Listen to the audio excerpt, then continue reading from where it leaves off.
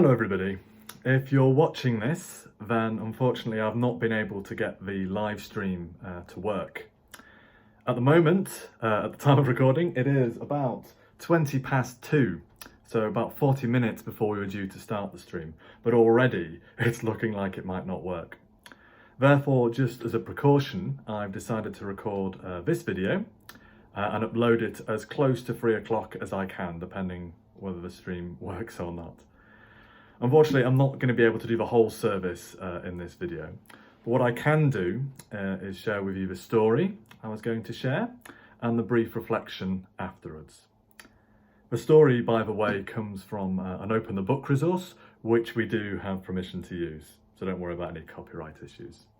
So, if you're sitting comfortably with a nice cup of tea, we'll begin.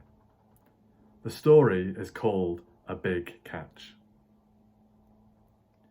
The fishing boats were floating on the water, bobbing gently up and down, floating by the seaside shore.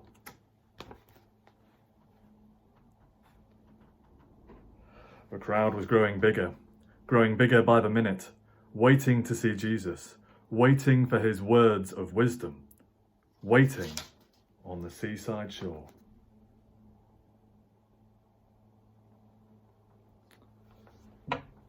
So Jesus said to Simon, "Could I borrow your boat, please?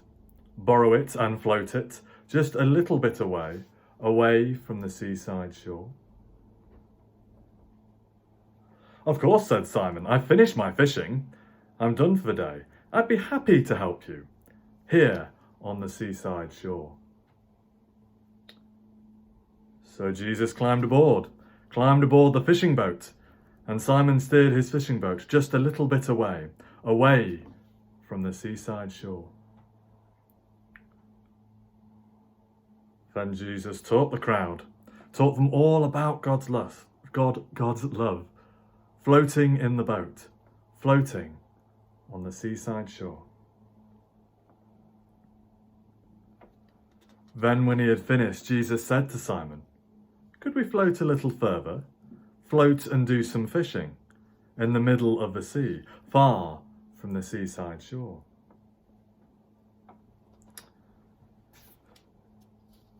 "But I've been fishing all night," said Simon, "and I haven't caught a thing.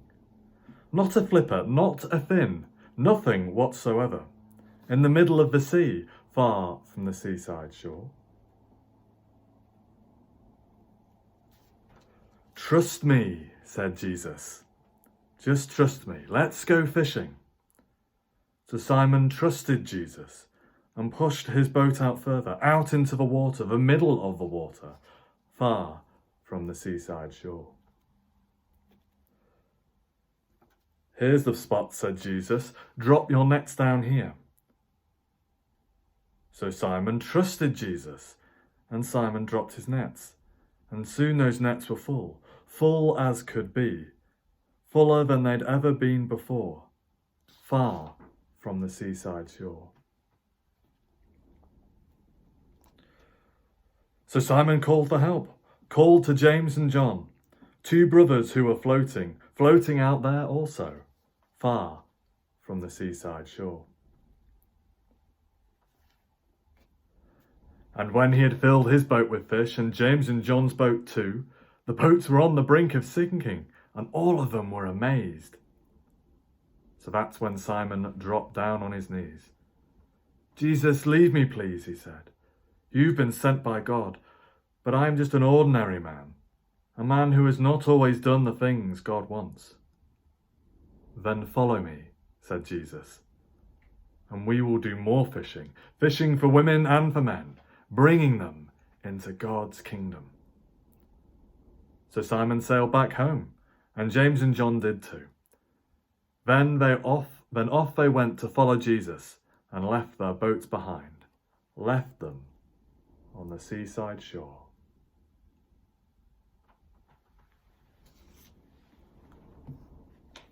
Well, that was a lovely story, wasn't it? A story about Simon Peter. It was a good story, a story all about trust. Trust means having confidence in the reliability of someone or something. Perhaps like trusting in a bridge, trusting that a bridge will hold as you walk over it. Simon Peter, or Peter, showed a great deal of trust, didn't he? Those fishermen at the end of the story were leaving behind everything that was familiar. They didn't know where they would sleep each night or if they would have enough to eat. But remember that definition of trust. Confidence in the reliability of something or someone. Jesus showed them he could be trusted. And so they stepped out into a big adventure. Christians believe that today we can still trust God to look after us in all aspects of our lives. At the moment, things are really hard, aren't they? We see really sad news and we worry about all kinds of people. We also can't do a lot of the things that we used to or see the people we want to. We can feel sad, frustrated, or worried. We can feel like Peter's boat, bobbing up and down, far from the seaside shore. But boats have something to help them stop moving. They have an anchor.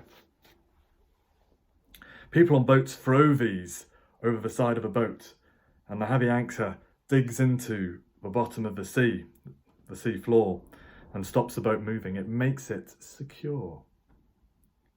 Trust can be like an anchor.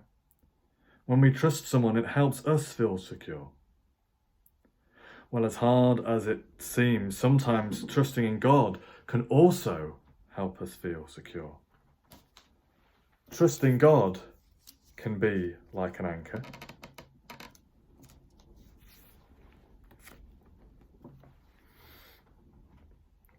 There might still be storms sometimes, but the anchor is still there, keeping us safe. So in these difficult times, let's hold onto our anchor of trust in God. It's what those first disciples did as they set off into unfamiliar places and did things that they weren't used to. Their trust helped them feel secure as they shared a message of hope and tried to care for people. We'll be hopefully hearing more about them in future weeks with other videos or potentially other streams. But for now, let's just pray for a moment. Loving Father, things are so difficult and sad at the moment. Everything is uncertain and there is so much we don't know. Thank you that we can trust you to be with us. Help us to be like those first disciples, to trust you. Help us to be like those first disciples, to trust in you, even though they were in strange and unfamiliar places. Amen. Once again, I'm sorry that we've not been able to do the full streamed service, and I'm sorry if this video is ever so slightly rushed. But I hope that it has spoke into your afternoon, and I hope that you have a restful and peaceful rest of the weekend. God bless.